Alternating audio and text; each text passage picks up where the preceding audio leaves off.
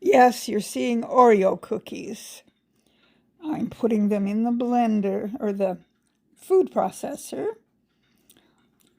and there weren't very many left in this package, so I broke open a new package, and I used all of the cookies in this middle row. This a video that I watched that gave me this idea. I used a whole package of Oreo cookies. Well, we don't need that many candies. We really don't. So I decided to make the recipe a bit smaller.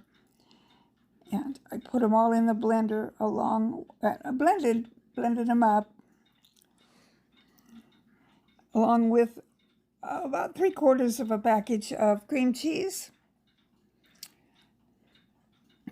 And turned the food processor back on. After I lick my fingers, of course. Yum, yum. I love cream cheese. And round she goes. When she stops, well, I know. No, I was going to say nobody knows, but yeah, I do. It wants to clump up, and that kind of is an indication that it's probably close to done. I did open it and kind of redistribute everything once. There we go.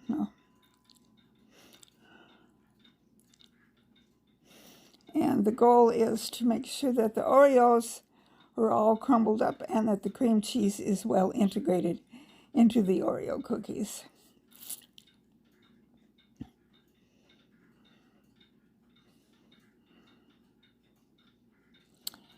And then it just clumps up into a big dough ball, which I took out. I sat the bowl up there so you could see me do that. Okay, and I moved the bowl down. I'll have to relocate the camera slightly so you can see what I'm doing. And then, after I get the blade out, I will use my hand to kind of finish the job. There's still a little bit of cream cheese that you can see. I wanted it as well integrated as I could get it.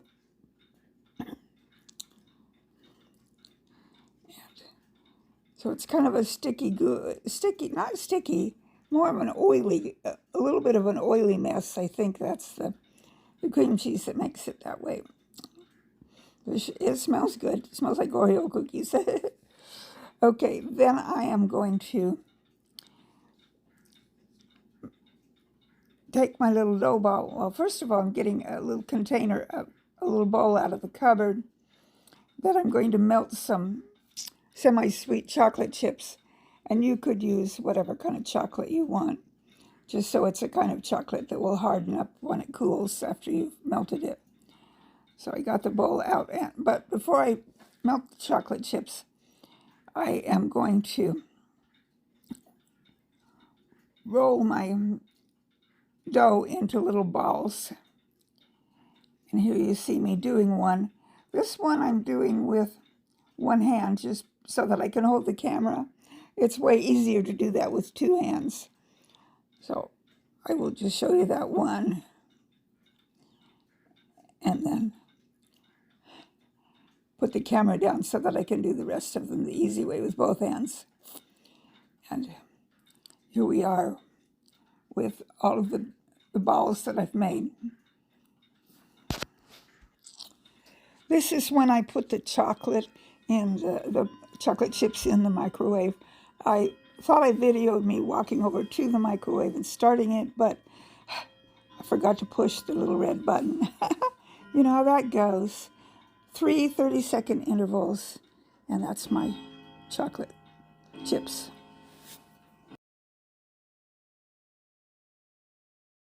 I put the chocolate in the microwave in 30-second increments, and it took me 3 30-second times to get it liquid enough, or soft enough that I could work with it. I tried several different ways of dipping the the little candies, and putting it down in the bowl was not real successful.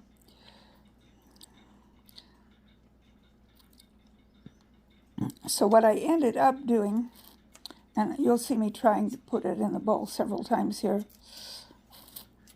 What I ended up doing was taking a spoonful of the chocolate and just kind of drizzling it on the little candies, which means that the bottom of the candy is not going to have hard chocolate on it, but the rest of the candy will. So it will still turn out just fine. I probably could have had the chocolate a little softer, but I didn't want to risk heating up the chocolate too much.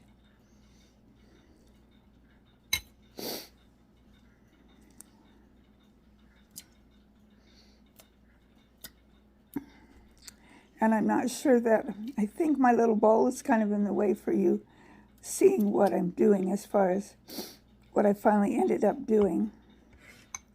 You can see I got a spoonful of the chocolate, and then I put it over on top of the candy. I'm trying to figure out which one is visible there for you to see. There, that one will work. So you can see what I'm doing. I just poured it on the top. After I got them all done, then I went through and kind of rearranged a little bit of the chocolate on top of them so that they were fully covered on the top side. Just the bottom, not it. And just the bottom part doesn't have chocolate, except on those first couple that probably have too much chocolate.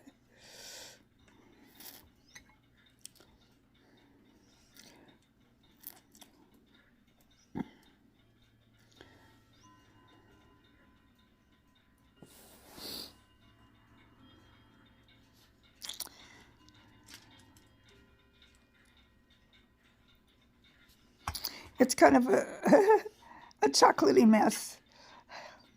I'm glad I like to lick my fingers. Ha ha, ha ha ha. Yeah. And then when I get all done, I have a little bit of chocolate in the bowl.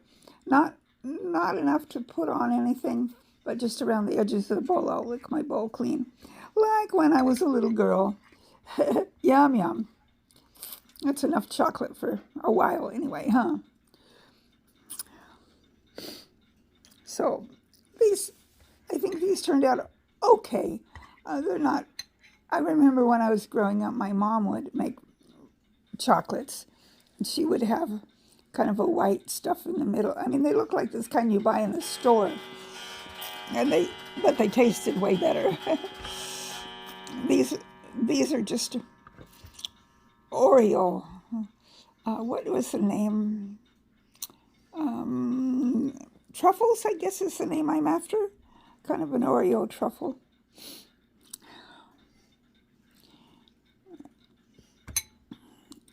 And okay, so now I'm moving so you can see everything here. And you can see me kind of rearranging some of the chocolate that just kind of got every which way on a couple of them.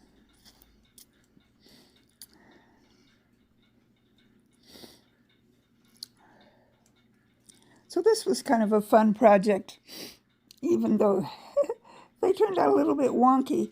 They'll taste good. That's the bottom line, isn't it, that they taste good? And that I did make something Christmassy, I guess. If I had some red icing to dribble over the top, that would be pretty, but I don't. It's okay, just the way they are. And, yeah, I'm licking my fingers. Yum, yum.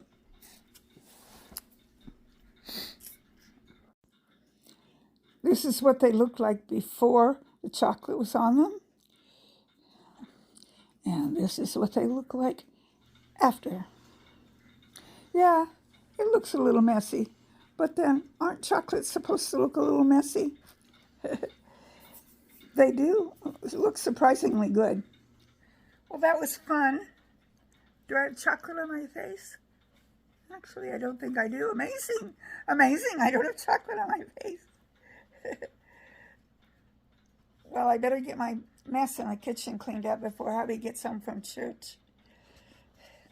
I enjoyed making this little video for you this morning, and I know we will enjoy those little candies.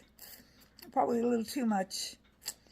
Maybe we can string them out over the whole Christmas week. And I didn't do Vlogmas this year. I did last year.